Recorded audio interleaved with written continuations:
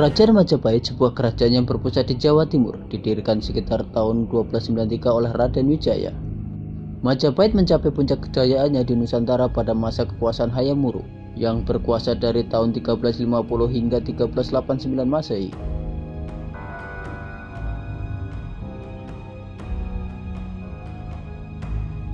Kerajaan Majapahit adalah kerajaan Hindu-Buddha terakhir yang menguasai Nusantara dan dianggap sebagai kerajaan terbesar dalam sejarah Indonesia.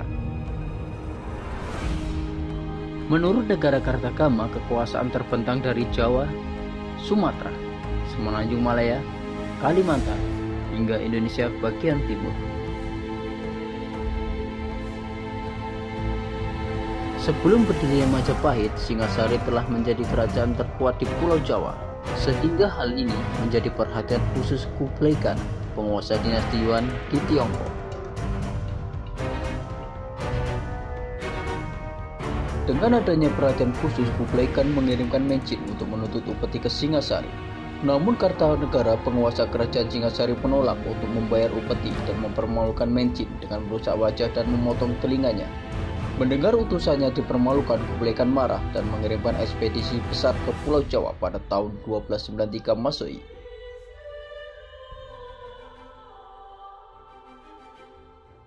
Pada waktu yang bersamaan, Jayakatwang, Adipati Kediri, berhasil menggulingkan dan membunuh Kartanegara atas saran Arya Wiraraja.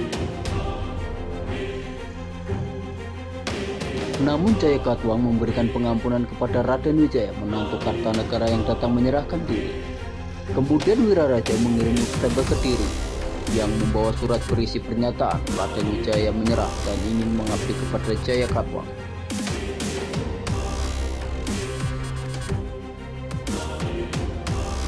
Raden Wijaya kemudian diberikan hutan tarik dan membuka hutan tersebut lalu membangun desa baru. Desa itu dinamakan Majapahit, yang namanya diambil dari buah maja dan rasa pahit.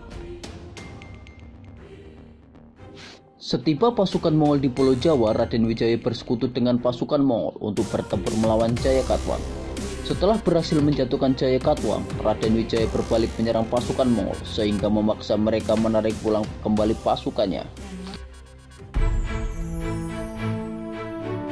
Pada akhirnya, tanggal 15 bulan Kartika tahun 1215 Saka yang bertepatan dengan tanggal 10 November 1293, Raden Wijaya dinobatkan sebagai raja dengan nama resmi Kartarajasa Jayawardhana. Namun orang-orang kepercayaan Kartarajasa seperti Ranggalawe, Sora, dan Nami terus melakukan pemberontakan, namun usahanya tak pernah berhasil. Slamet Muljana menduga bahwa Mahapati Halayudala yang melakukan konspirasi untuk menjatuhkan semua orang kepercayaan raja agar ia dapat mencapai posisi tertinggi dalam pemerintahan. Namun setelah kematian pemberontak terakhir, Halayuda ditangkap, dipenjara dan dihukum mati oleh Raden Wijaya. Raden Wijaya meninggal dunia pada tahun 1309 dan kerajaan diserahkan kepada Raden Jayanegara. Namun Raden Jayanegara dibunuh oleh tabibnya yang bernama Taja. Setelah kematian Raden Jayanegara, ibu tirinya yaitu Gayatri Rajapatni seharusnya menggantikannya.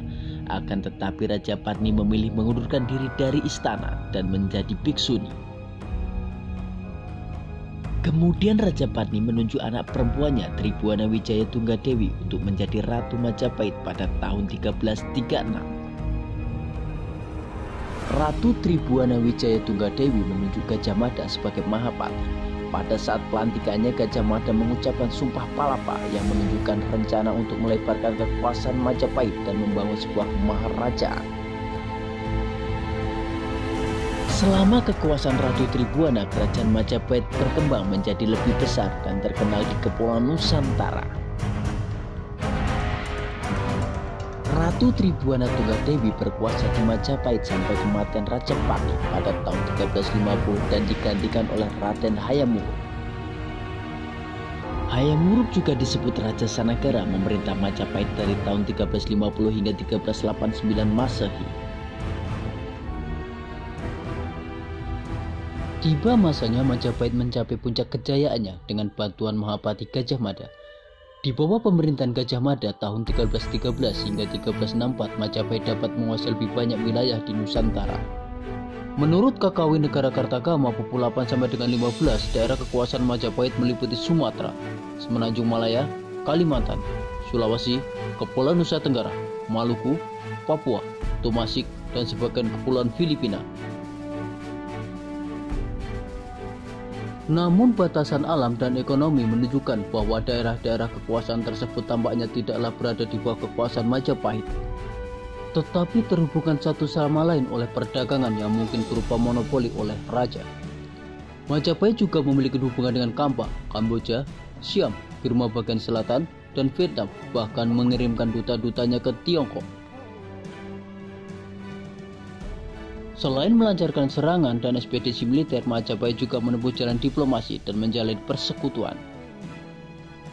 Kemungkinan karena didorong alasan politik, Hayam Wuruk bersyarat mempersunting Putri Citra Resmi atau Pitaloka, putri kerajaan Sunda, sebagai permaisurinya.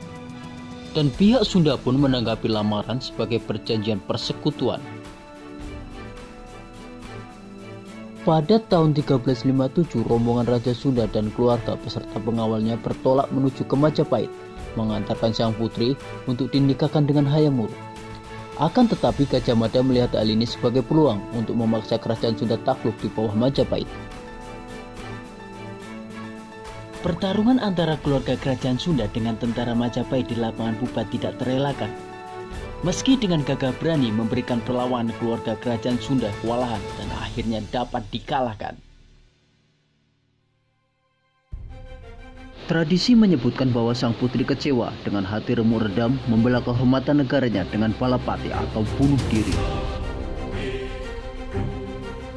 Kisah Pasundan Pubat ini menjadi tema utama dalam naskah Kidung Sunda yang disusun di Bali dan juga naskah cerita Parahyangan. Kisah ini disinggung dalam Pararaton, tetapi sama sekali tidak disinggung dalam negara Kartagama. Kakawin Negara Kartagama yang disusun pada tahun 1365 menyebutkan budaya keraton yang adiluhur, agung, dan canggih dengan cita rasa seni dan sastra yang tinggi, serta sistem ritual keagamaan yang rumit. Sang pujangga menggambarkan Majapahit sebagai mandala raksasa yang membentang dari Sumatera ke Papua, mencakup Semenanjung Malaya dan Maluku. Tradisi lokal di berbagai daerah di Nusantara masih mencatat kisah legenda mengenai kekuasaan Majapahit.